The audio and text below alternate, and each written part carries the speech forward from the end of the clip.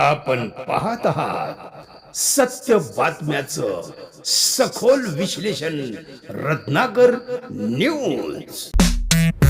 Ratnakar Ausekar YouTube channel मध्ये मी आपणा सर्वांचं स्वागत करतो. मित्रांनो,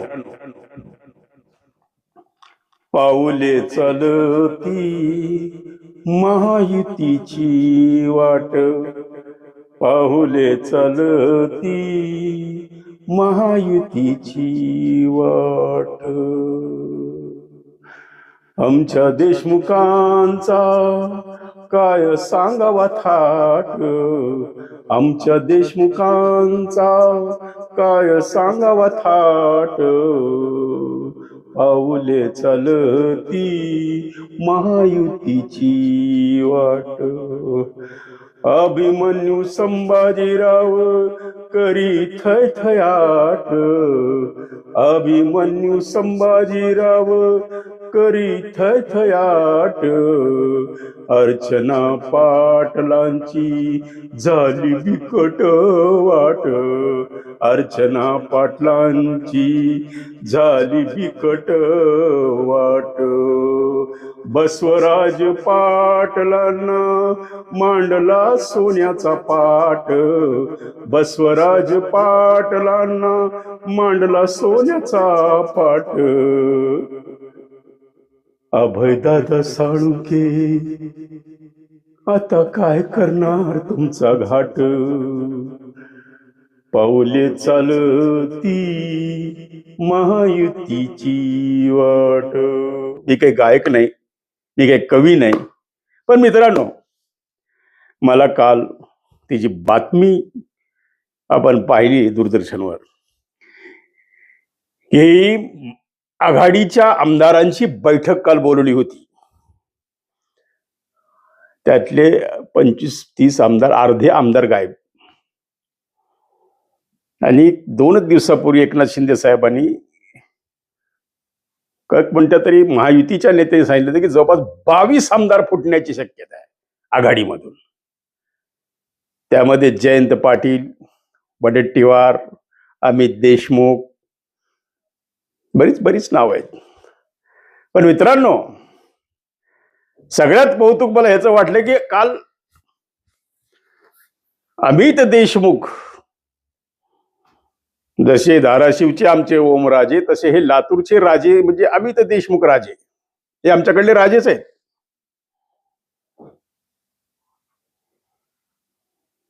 चालली का काय महायुतीमध्ये चर्चा सुरू आहे. कोणी सांगतं की अमित शहांची भेट झालेली आहे, कोणी सांगतं की आता मुहूर्त काढायचा बाकी आहे, कोणी सांगते दिवाळीच्या आत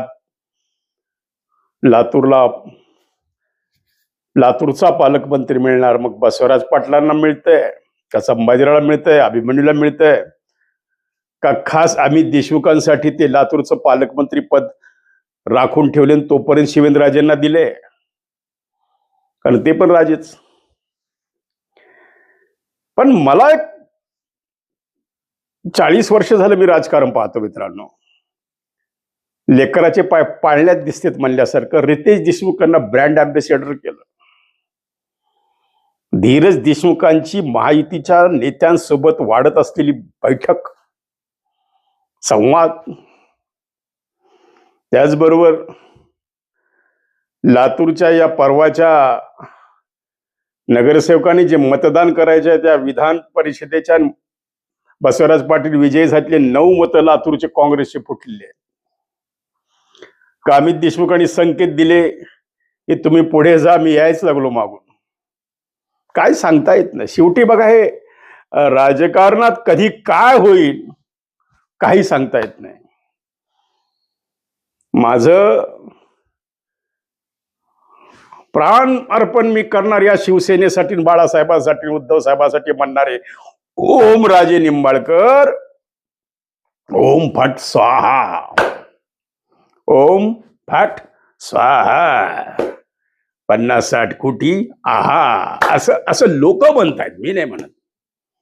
आता कित्येकांना सांगितलं की यांना राजे कशाला म्हणताय, ज्यांना प्रजेची काळजी नाही ते राजे कसे, असं म्हणतात. पण शेवटी त्यांनी काय केलं, जे 2 महिन्यापासून ठरलेलं नाटक होतं मग ह्याला जायला कारण काय काढली? कारण काढली की मतदारसंघाला निधी मिळत नाही आणि यांना जो निधी दिला तो ह्यांच्या हातनं खर्च होत नाही, परत जातो. तो सुद्धा काल संजय राऊतांनी गौप्यस्फोट केलेला आहे की या खासदारांनी जे कारण सांगितलं फुटायचं, ते कारणाचं मुळात तकलुपी आहे. लोकांना समजलंय की आता हे सत्तेविना राहू शकत नाही आणि तीच परिस्थिती लातूरच्या देशमुखांची आहे. मित्रांनो, खरं सांगू, मला स्वप्न पडलं आणि माझी स्वप्न सहसा खरी झालेली आहेत बरं का. म्हणजे मी काही फार दिलासा देतोय देशमुखांना अशातली बाब नाहीये, पण मला एक असं स्वप्न पडलं, पहाटे पहाटे पडलो की लातूरच्या टाउन हॉलवर भव्य प्रवेश सोहळा होतोय. देवेंद्रजी फडणवीस, एकनाथरावजी शिंदे, सुनेत्राताई हे सगळे आलेले आहेत आणि या देशमुख परिवाराचा जाहीर प्रवेश या महायुती, मग ते आता भाजपत जाणार का शिवसेनेत जाणार का राष्ट्रवादीत जाणार, ते काही मला स्वप्नात दिसलं नाही. पण शेवटी मित्रांनो, अंदाज आपणा हा माझा अंदाज आहे.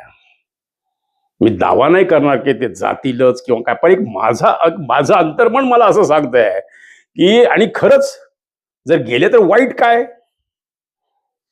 थोडी अर्चना पाटलांची अडचण होणार हे नक्की आहे, की शेवटी मग विरोध करायचा कोणाला. कारण सध्या मोदी साहेबांनी ठरवलेलं एक देश एक निवडणूक, एक पक्ष एक देश, म्हणजे इथून आता हे छोटे छोटे जे प्रादेशिक पक्ष ते गुंडाळण्याचा कार्यक्रम सुरू झालेला आहे. इकडे ममता बॅनर्जी असतील, इकडे शिवसेना उद्धव बाळासाहेब ठाकरेचे असेल, हे असे छोटे पक्ष नेस्तनाबूत करण्याचा प्रयत्न भाजपच्या श्रेष्ठींकडून सुरू आहे आणि त्यांचं लक्ष आहे 29 आणि देवेंद्रजींचं लक्ष आहे की बहुमताचं सरकार या महाराष्ट्रात आणायचं. म्हणजे बघा, एकनाथ शिंदे साहेब, तुम्ही सुद्धा थोडस सावध राहा. म्हणून एकनाथ शिंदे साहेबांनी आतापासूनच जुळवाजुळव सुरू केलेली आहे. बरोबर आहे, आलं का लक्षात मित्रांनो? त्या मानानं काँग्रेस फार गाफील आहे. म्हणजे काँग्रेसनं काल आदेश देऊनही आमदार बैठकीला उपस्थित न राहणं हेच मुळात आघाडीचं अपयश आहे. आता प्रत्येक जण 25 कारणं सांगतील की माझ्या घरी बारसं होतं, माझ्या घरी लग्न होतं, माझ्या पाहुण्यात हे होतं, मी तिकडे होतो, मी आजारी होतो, मला सल्यान होतं, मला अमुक होतं, मला ढमुक होतं, काय काय सांगतील आणि ते सांगून समाधान करतील. पण एक कुठंतरी मला असं जाणवत आहे की पाऊले चलती महायुतीची वाट. हो, तसं हे देशमुख आमचे, तसे देशमुखांचा इतर जिल्ह्यात जसा नेत्यांकडून उपद्व्याप त्रास असतो तसा आमच्याकडे नाही आहे मित्रांनो. तेवढं देशमुख माइल्ड आहेत, मऊ आहेत. म्हणजे असे कोणावर असे लगेच लाट्या काट्या शिवी आहे, अगदी सभ्य राजकारण कोणाकडून शिकावं तर हे लातूरचे आमचा विलासराव देशमुख परिवार. कारण विलासरावजींनी संस्कारच तसे आहे मुलांवर केलेले, दिलीपरावजी देशमुखांचे संस्कारच तसे आहेत. त्यामुळं हे इथलं राजकारण फार माइल्ड. आता कुठं परवा आम्ही देशमुख साहेब संभाजीरावच्या कानात बोलले, त्याच्यात सुद्धा चर्चा झाली. बसवराज पाटील बहुमतानं विजय होणार हे आम्ही देशमुखांनी काढलेलं वक्तव्य, आता त्यांनी बसवराज पाटील बहुमतानं होणार, निकाल फार अनपेक्षित लागेल, मग त्यांना बसवराज पाटील बहुमतानं येणार असं सांगायचं होतं का देशमुख बहुमतानं निवडून येणार हे सांगायचं होतं. आता ती ही खरं तर लिंबू टिंबूची लढाई झालेली आहे. नगरसेवकांचा जो भाव निघायला पाहिजे होता तो नाही निघाला. म्हणजे ज्या पद्धतीनं त्यांना बार्गेनिंग पॉवर मिळायला पाहिजे होती ह्या नगरसेवकांना, ती नाही मिळाली. म्हणजे थोडंसं नुकसान झालेलं आहे, हे मी मान्य करतो. पण मित्रांनो, लातूरचं राजकारण जर खरंच समजा एकत्र आले तर काय होईल? लातूरचं भलंच होईल. अभिमन्यू तिकडून विकास करतील, निलंग्याचा विकास संभाजीराव करतील, लातूरचा विकास अमित देशमुख करतील, लातूर ग्रामीणचा विकास रमेश कराड करतील. हे सगळे मिळून लातूरचं वैभवच आहे ना. शेवटी आधीच तर लातूर डॅमेज झालेलं आहे. लातूरला जो डाग लागलेला आहे नीट परीक्षेमध्ये पेपर फुटीचा जो लातूरचा डाग आहे, खरं म्हणजे हा पी व्ही कुलकर्णी कुठला आहे? बीडचा, त्याचं वास्तव कुठे आहे? पुण्याला. एक घर लातूरला, फक्त लातूरात नोकरी होती म्हणून त्याने इथं घर बांधलं, पण त्याचं खापर लातूर पॅटर्न. आज लातूरची अर्थव्यवस्था ही, आता लोक सांगतायत की जिथं 40,000 विद्यार्थी यायचे तिथं फक्त 4 ते 5,000 विद्यार्थी आहेत, आणि एका विद्यार्थ्याचा वर्षाला 2 लाख खर्च.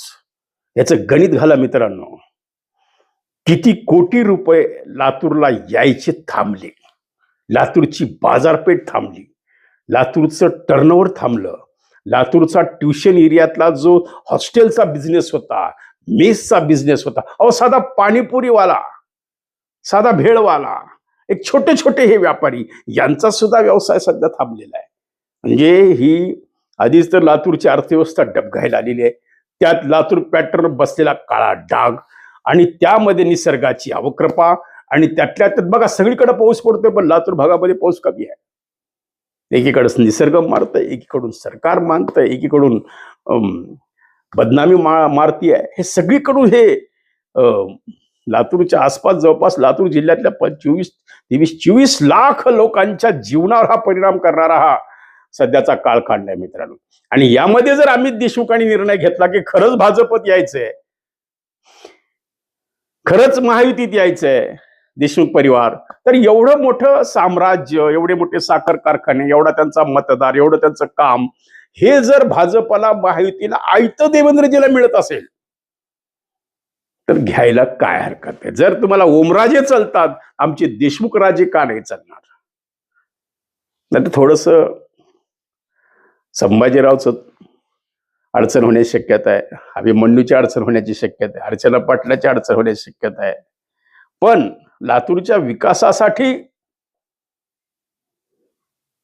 जर हे आले, एक माझं वैयक्तिक मत मी सांगतो मित्रांनो, मी असं म्हणू नका की अवसेकर अफवा पसरतोय.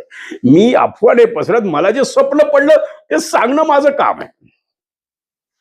आता ते स्वप्न खरं होणार आहे का ते स्वप्नभंग होणार आहे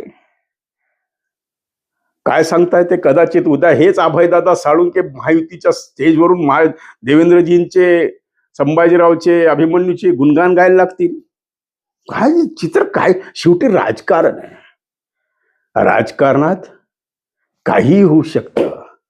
आणि म्हणून मी म्हणलं, पाऊली चालती महायुतीची वाट आहे. आता मला शंका आलेली, त्या 22 आमदारांमध्ये कदाचित अमित देशमुख तर नसतील.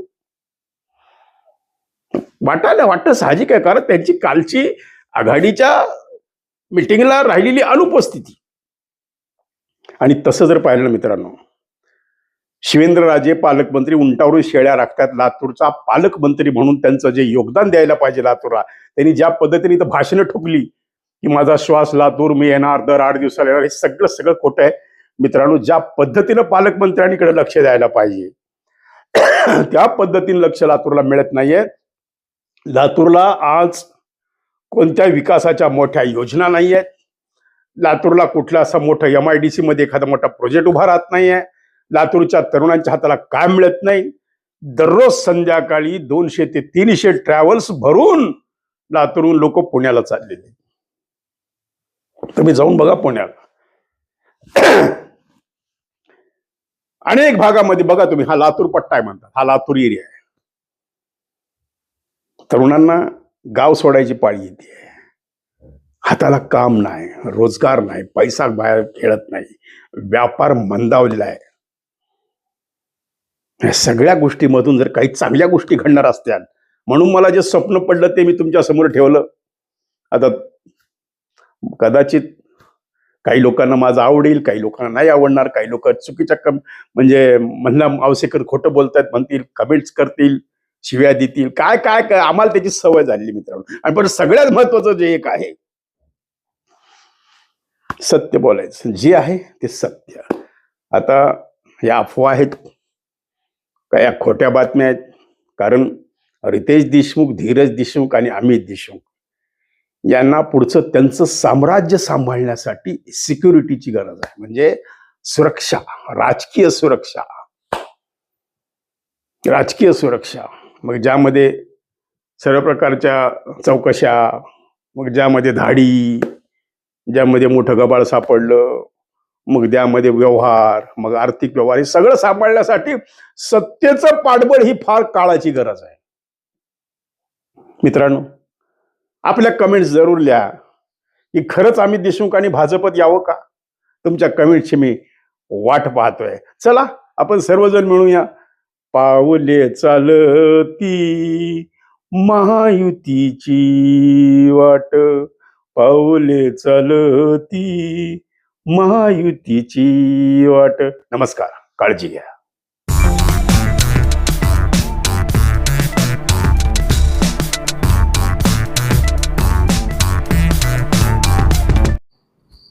आपण पाहत आहात सत्य बातम्याचं सखोल विश्लेषण रत्नाकर न्यूज.